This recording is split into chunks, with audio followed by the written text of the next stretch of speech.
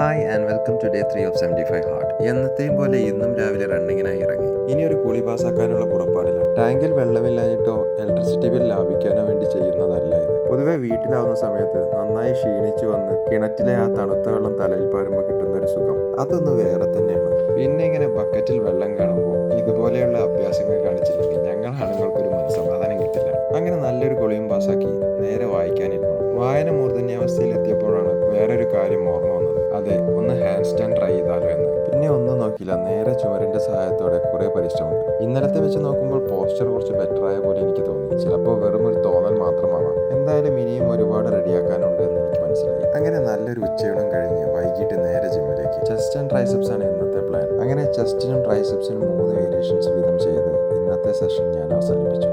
ഇന്നത്തെ കഥകൾ മൊത്തം ജേർണലിനോട് പറഞ്ഞ് പ്രോഗ്രസ് ഫോട്ടോയും എടുത്ത് താൽക്കാലികമായി വിട പറയുകയാണ്. See you next video. By.